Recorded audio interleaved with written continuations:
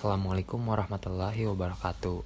Baik, kami dari kelompok 3 di sini akan mencoba mempresentasikan hasil diskusi kami, yaitu mengenai penilaian portofolio pada pembelajaran biologi. Nah, sebelum masuk ke presentasinya, di sini saya akan memperkenalkan terlebih dahulu anggota dari kelompok kami, yaitu ada saya sendiri, Alif Zulfikar Alikam, dan ada Amalia Insani, dan yang terakhir ada Andini Mutiara Rahman. Nah, selamat menyaksikan. Bismillahirrahmanirrahim. Saya Andini Mutiara Rahman akan menjelaskan yang pertama itu mengenai pengertian penilaian portofolio. Nah, penilaian portofolio itu terdiri dari dua kata, yaitu penilaian dan portofolio. Menurut Dikbud pada tahun 1994 mengemukakan bahwa penilaian adalah suatu kegiatan untuk memberikan berbagai informasi secara berkesinambungan dan menyeluruh tentang proses dan hasil yang telah dicapai oleh siswa. Adapun untuk portofolio secara umum dalam dunia pendidikan, portofolio merupakan kumpulan hasil karya siswa atau catatan mengenai siswa yang didokumentasikan secara baik dan teratur. Nah, jadi dari pengertian penilaian dan portofolio yang telah disebutkan, maka dapat disimpulkan bahwa penilaian portofolio merupakan suatu metode penilaian berkesinambungan dengan mengumpulkan informasi atau data dan karya ataupun catatan mengenai peserta didik yang didokumentasikan secara sistematik atas hasil dari proses pembelajaran yang telah dilakukan oleh peserta didik. Nah, portofolio itu dapat berbentuk tugas-tugas yang dikerjakan siswa, jawaban siswa atas pertanyaan guru, kemudian catatan hasil observasi, LKS, ataupun karangan dan juga jurnal yang telah dibuat oleh siswa. Adapun aspek penilaian dari penilaian portofolio ini mencakup 3 penilaian, yaitu ada penilaian kognitif, afektif, dan juga psikomotorik. Yang selanjutnya yaitu mengenai tujuan penilaian portofolio. Nah, secara umum tujuan dari penilaian portofolio ini yaitu sebagai alat formatif dan sumatif. Sebagai alat formatifnya itu yaitu untuk memantau kemajuan peserta didik dari hari ke hari. Sedangkan sebagai sumatifnya yaitu untuk mengisi angka rapot peserta didik yang menunjukkan prestasi peserta didik dalam mata pelajaran tertentu. Nah, adapun menurut Sumarna Surapranata dan Muhammad Hatta mengemukakan bahwa tujuan penilaian portofolio itu yaitu sebagai berikut. Yang pertama, menghargai perkembangan yang dialami peserta didik. Kemudian yang kedua yaitu mendokumentasikan proses pembelajaran yang berlangsung. Kemudian yang ketiga, memberi perhatian pada prestasi kerja peserta didik yang terbaik. Kemudian yang keempat, merefleksikan kesanggupan mengambil resiko dan melakukan eksperimentasi. Kemudian yang kelima, meningkatkan efektivitas proses pengajaran. Kemudian yang keenam yaitu bertukar informasi dengan orang tua atau wali peserta didik dan guru lain. Kemudian yang ketujuh yaitu membina dan mempercepat pertumbuhan konsep diri positif pada peserta didik. Kemudian yang kedelapan yaitu untuk meningkatkan kemampuan melakukan refleksi diri. Dan yang kesembilan yaitu membantu peserta didik dalam merumuskan suatu tujuan. Selanjutnya yaitu mengenai fungsi penilaian portofolio. Nah, apa saja sih fungsi dari penilaian portofolio itu? Fungsinya antara lain, yang pertama, sebagai sumber informasi bagi guru dan orang tua. Maksudnya yaitu, penilaian portofolio ini dapat dijadikan sebagai sumber informasi bagi guru dan orang tua untuk mengetahui pertumbuhan dan perkembangan kemampuan dari peserta didik selama proses pembelajaran berlangsung dari waktu ke waktu. Nah, kemudian yang kedua yaitu sebagai alat pembelajaran merupakan komponen dari kurikulum. Nah, yaitu karena penilaian portofolio mengharuskan peserta didik untuk mengoleksi dan menunjukkan hasil kerja peserta didik tersebut. Kemudian yang ketiga yaitu sebagai alat penilaian otentik. Nah, karena penilaian portofolio ini yaitu merupakan proses pengumpulan berbagai data yang bisa memberikan gambaran dari perkembangan belajar siswa dari waktu ke waktu. Nah, kemudian yang keempat yaitu sebagai sumber informasi bagi siswa untuk melakukan self assessment atau penilaian diri. Nah, jadi untuk menilai kemampuan diri sendiri dari waktu ke waktu. Nah, jadi penilaian portofolio ini dapat dijadikan sebagai acuan untuk siswa dapat mengetahui sejauh mana kemampuan yang dimilikinya selama proses pembelajaran dari waktu ke waktu. Nah, baik, sekarang di sini saya akan menjelaskan tentang materi prinsip-prinsip penilaian portofolio. Di dalam Depdiknas 2003 halaman 124, di situ terdapat dalam penilaian portofolio harus terjadi interaksi multi arah, yaitu dari guru ke siswa, dari siswa ke guru, dan dari siswa ke siswa. Nah, ini mengemukakan bahwa pelaksanaan penilaian portofolio hendaknya memperhatikan prinsip-prinsip berikut, yaitu yang pertama ada mutual trust, confidentiality, joint ownership, satisfaction, dan relevance. Nah, apa itu mutual trust? Nah, mutual trust atau dalam bahasa Indonesia yang artinya saling mempercayai, ya, memiliki makna jangan adanya saling mencurigai antara guru dengan siswa maupun siswa dengan siswa. Mereka harus sama-sama saling percaya, saling membutuhkan, saling membantu, terbuka, jujur, dan adil, sehingga dapat membangun suasana penilaian yang kondusif. Kemudian yang kedua ada confidentiality. Apa itu confidentiality? Confidentiality itu artinya kerahasiaan bersama. Nah, ini memiliki makna semua hasil pekerjaan peserta didik dan dokumen yang ada, baik perorangan maupun kelompok, harus dijaga kerahasiaannya, tidak boleh diberikan atau diperlihatkan kepada siapapun sebelum diadakan pameran. Hal ini dimaksudkan agar peserta didik mempunyai kelemahan tidak merasa merasa dipermalukan. Nah, kemudian yang ketiga ada satisfaction. Nah, apa itu satisfaction? Satisfaction artinya yaitu kepuasan, memiliki makna yaitu semua dokumen dalam rangka pencapaian standar kompetensi dasar dan indikator harus dapat memuaskan semua pihak, baik guru maupun siswa, karena dokumen tersebut merupakan bukti karya terbaik peserta didik sebagai hasil pembinaan guru. Dan yang terakhir ada relevance. Nah, relevance ini atau kesesuaian relevan ya. Artinya dokumen yang ada harus sesuai dengan kompetensi yang diharapkan. Nah, selain yang 5 itu, Muhammad Hatta tahun 2004 pada halaman 79 juga menambahkan 3 prinsip, yaitu ada. Nah, yang pertama ada penciptaan budaya, kemudian refleksi bersama, dan proses dan hasil. Yang pertama itu penciptaan budaya mengajar, yaitu penilaian portofolio hanya dapat dilakukan jika pengajarannya pun menggunakan pendekatan portofolio. Penilaian portofolio akan efektif jika pengajarannya menuntut peserta didik untuk menunjukkan kemampuan yang nyata dan menggambarkan pengembangan aspek pengetahuan, keterampilan, sikap, dan nilai pada taraf yang lebih tinggi. Nah, selanjutnya, apa itu refleksi bersama? Nah, refleksi bersama ini yaitu penilaian portofolio memberikan kesempatan untuk melakukan refleksi bersama-sama di mana peserta didik dapat merefleksikan tentang proses berpikir mereka sendiri, kemampuan pemahaman mereka sendiri, pemecahan masalah, dan pengambilan keputusan. Kemudian yang ketiga ada proses dan hasil. Nah, apa itu proses dan hasil? Proses dan hasil ini yaitu penilaian portofolio harus menilai proses belajar peserta didik seperti catatan perilaku harian, sikap belajar, antusias tidaknya dalam mengikuti pelajaran, dan sebagainya. Penilaian portofolio ini juga harus menilai hasil akhir suatu tugas yang diberikan oleh guru. Nah, selanjutnya masuk ke materi jenis-jenis penilaian portofolio. Nah, jenis-jenis penilaian portofolio ini menurut Cole, Ryan, and Keek pada tahun 1995, portofolio dapat dibagi menjadi 2 jenis, yaitu ada portofolio produk dan juga ada portofolio proses.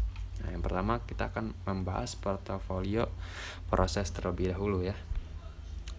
Nah, portofolio proses ini menunjukkan tahapan belajar dan menyajikan catatan perkembangan peserta didik dari waktu ke waktu. Portofolio proses ini menunjukkan kegiatan pembelajaran untuk mencapai standar kompetensi dasar dan sekumpulan indikator yang dituntut oleh kurikulum, serta menunjukkan semua hasil dari awal sampai akhir dalam kurun waktu tertentu. Guru menggunakan portofolio proses untuk menolong peserta didik mengidentifikasi tujuan pembelajaran, perkembangan hasil belajar dari waktu ke waktu, dan menunjukkan pencapaian hasil belajar. Pendekatan ini lebih menekankan pada bagaimana proses peserta didik belajar berkreasi, termasuk mulai dari draft awal, bagaimana proses awal itu terjadi, dan tentunya sepanjang peserta didik ini dinilai. Nah, salah satu contoh portofolio proses ini yaitu ada portofolio kerja atau working portfolio, yaitu bentuk yang digunakan untuk memantau kemajuan dan menilai peserta didik dalam mengelola kegiatan belajar mereka sendiri. Peserta didik mengumpulkan semua hasil kerja termasuk coretan-coretan atau sketsa, buram, catatan kumpulan untuk rangsangan, buram setengah jadi, dan pekerjaan yang sudah selesai. Nah, portofolio kerja ini bermanfaat untuk memberikan informasi bagaimana peserta didik mengorganisasikan dan mengelola kerja, merefleksi dan pencapaiannya, dan menetapkan tujuan dan arahan. Informasi ini dapat digunakan untuk diskusi antara peserta didik dengan guru. Melalui portofolio kerja ini, guru dapat membantu peserta didik mengidentifikasi kekuatan dan kelemahan masing-masing. Informasi ini dapat digunakan untuk memperbaiki cara belajar siswa.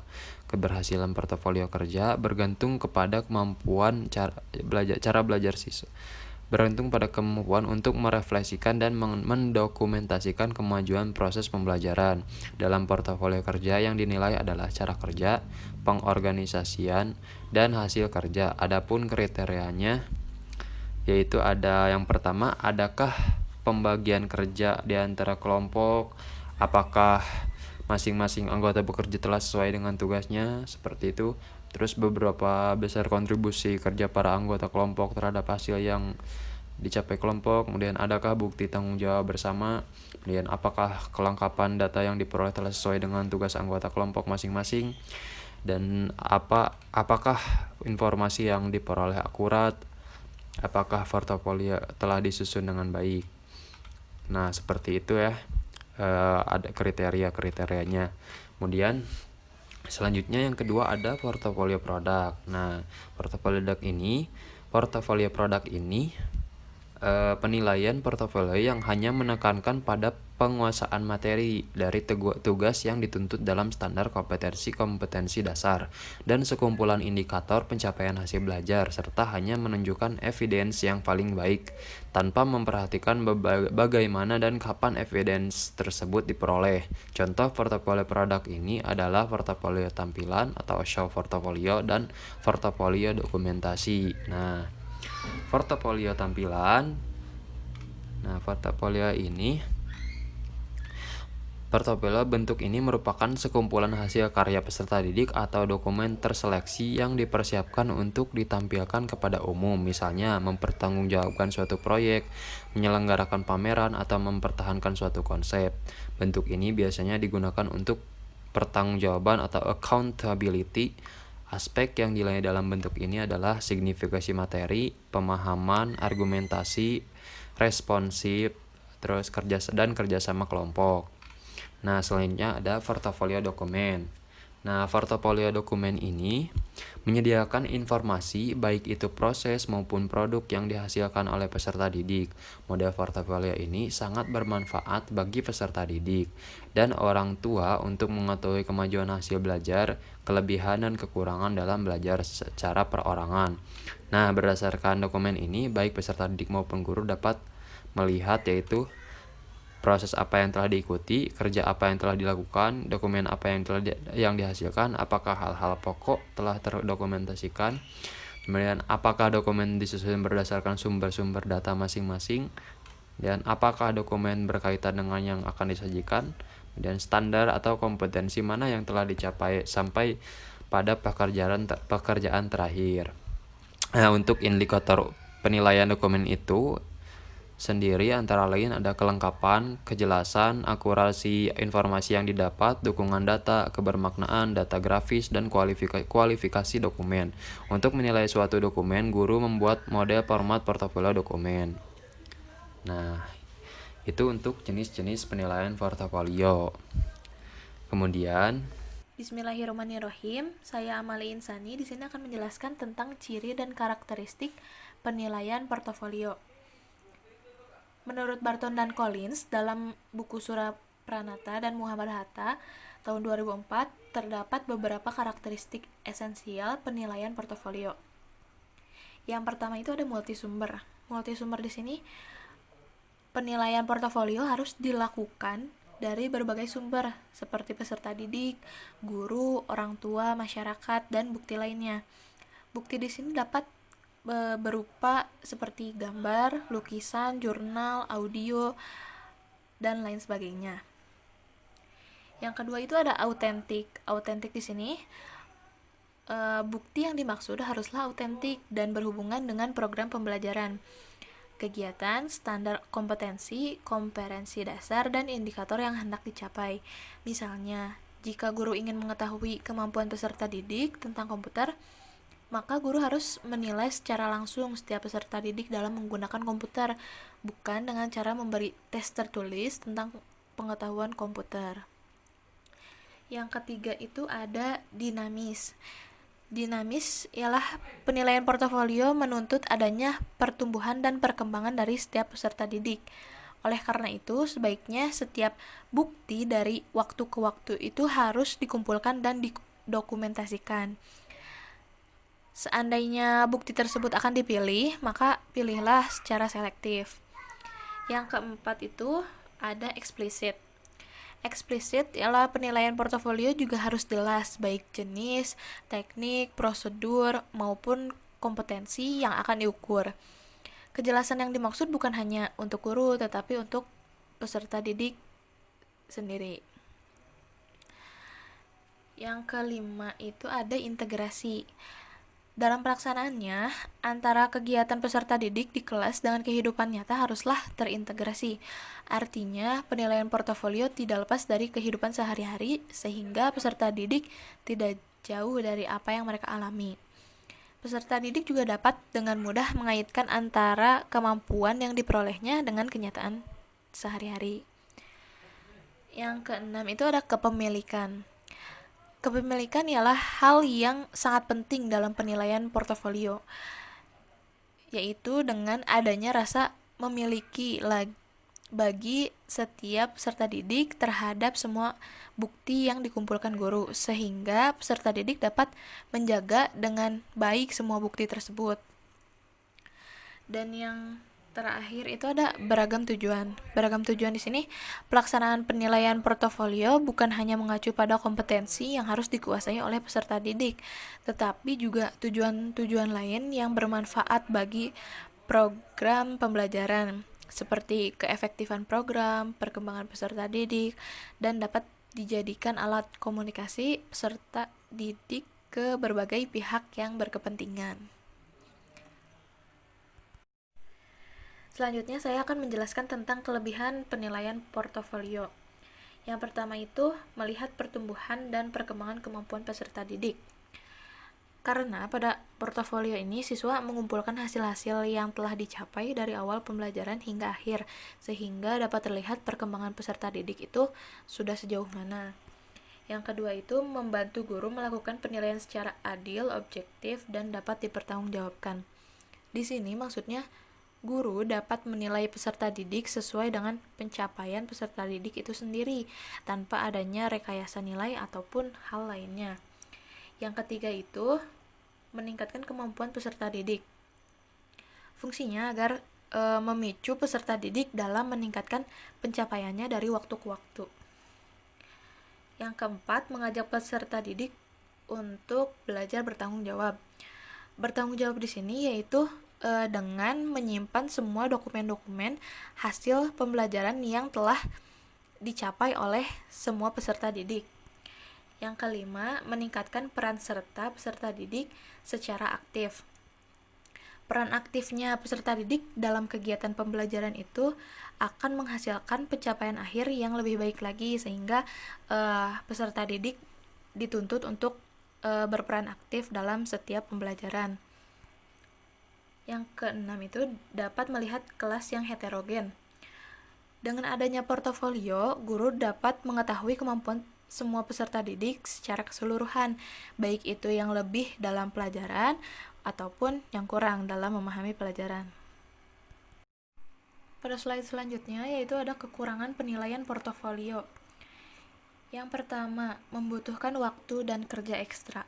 Penilaian portofolio memerlukan kerja ekstra dan memerlukan waktu yang cukup lama dibandingkan dengan penilaian lain yang biasa guru lakukan. Karena penilaiannya itu harus disertai dengan adanya pertemuan antar guru dengan peserta didik yang dilakukan secara rutin, sehingga peningkatan kemampuan siswa dapat terpantau satu persatu oleh guru. Yang kedua, kurang reliable dibandingkan penilaian lainnya.